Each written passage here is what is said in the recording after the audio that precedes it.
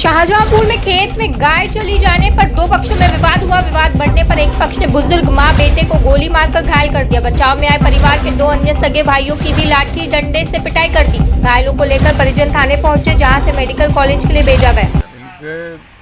इन लोगों ने पहले हमारे चचेर भाई को मारा था। ये 3 मार्च की बात है।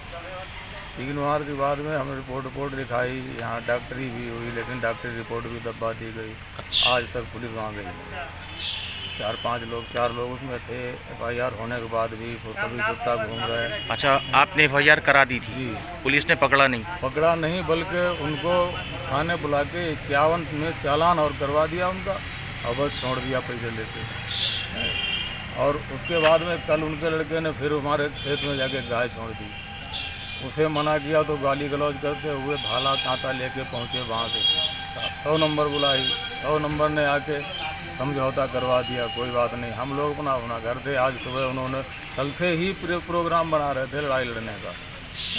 फिर लोगों ने फिर गाली देनी शुरू की। जब वहाँ गए तो उन्होंने फायर कर दिया ऊपर। हमारे भाई की फायर लगा। क्या नाम है आपके भाई का? वीरेंद्र सिंह। आपका क्या नाम है? हमारा प्रदीप सिंह। हमें बहुत मारा, हम तो बचा ही रहे। कौन कौन लोग थे वो लोग? वो लोग थे, एक हरिंदर सिंह था जिसने फायर मारा हमारे भाई के। उसका भाई था सत्यपाल, एक भाई था राजपाल, जदवीर था, राजवीर, रिंकू, पिंकू। अच्छा, आपने जो पहले FIR कराई थी उसमें के कोई लोग थे? हाँ, उसमें के चारों थे। चारों? हाँ। 4 नहीं, 3 थे, एक नहीं था। 3 थे, एक मौके पे नहीं था, वो कहीं बाहर है। उसमें से 3 थे, उसी ने फायर मारी है। तो आप क्या मानते हो, अगर पुलिस पहले कार्रवाई करती, पुलिस ने हमसे पैसे भी लिए और उसके बाद में भी कोई कार्रवाई नहीं की। फिर भी मुलजिमों को छोड़ दिया? 51 चालान करके उन्हें आज तक घर में बैठे हो। हमारे सामने मुँह से तान निकलते हैं, गाली देते हैं। ऐसे करके हमारे पूरे परिवार को ही परेशान, पूरे परिवार को खानदान नाम ले गाली देते हैं। फिर मारेंगे, इसे मारेंगे, आज भी गाली दे रहे हैं। अच्छा, उस पार्टी के जो लोग चुटीले हुए घायल हुए हैं वो सब बनाया हुआ है। हम लोग तो खाली हाथ थे, हम लोगों के पास कुछ नहीं था। लाठी डंडे थे। अगर लड़ाई की होती है तो जाहिर सी बात है लाठी डंडे ले जाएगा आदमी। तो वो भी वहीं गिर गए जब चोट लगी लोगों को। आप देख रहे हो, हमारे पास अगर लाठी भी होती तो हमारे इतने चोट थोड़े लगती। अच्छा, हमारा संभवतः टूटा हुआ है, पैर में भी चोट है, सर में भी चोट है। कोई आपराधिक यहाँ पे चोट है? कोई आपराधिक इतिहास भी है उनका? आपराधिक इतिहास क्या, हर समय शराब पीकर गांव में गाली देना, कई लोगों को गाली दे चुके हैं। गांव में यहाँ मोटरसाइकिल किसी के खेत में जाने को लगी। ये 2 परिवारों में आपस में थोड़ा वाद विवाद हो गया था। एक सत्यपाल का परिवार है, एक बलवीर का परिवार है। तो इस वाद विवाद के चलते वहाँ 112 की गाड़ी बुलाई गई थी। गाड़ी पहुँची यहाँ मौके पे। इसने इस पर कार्रवाई भी की, इस पर समझौता भी करा दिया गया, बता रहे हैं। इस बार मामला शांत हो गया था। आज सुबह फिर एक बार ये लोग एकजुट होकर फिर दोबारा झगड़ा किए। झगड़ा करने में ईंट पत्थर चले हैं और अवैध असलहों से फायरिंग हुई, जिसमें कुछ लोगों को छर्रे लगे।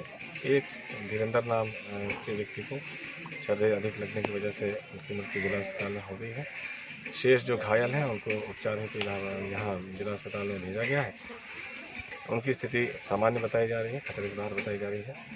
यहाँ सुरक्षा के लिए PSC और थाने की फोर्स यहाँ तैनात की जाएगी।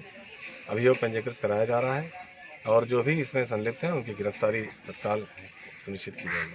सर, जैसे बताया जा रहा है खेत में गाय घुसने को लेकर ये विवाद हुआ है।